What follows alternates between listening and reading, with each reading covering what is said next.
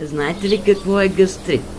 Гастрит е възпаление на стомашната лигавица, което може да се появи поради различни причини – стрес, неправилно хранене, прекомерна употреба на кофеин, алкохол или лекарства. Симптомите често включват тежест, парене, болка или подуване след хранене. Важно е при такива оплаквания да се консултирате с лекар, за да получите точна диагноза и отново хапчета. Има продукти, които могат да подпомогнат общото здравословно състояние и комфорта на стомаха.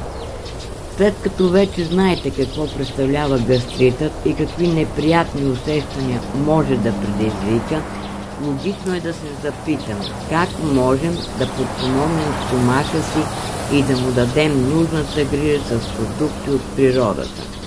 Освен здравословно хранене и консултация с специалист, има и метод, който е ценен съюзник за по-добър комфорт.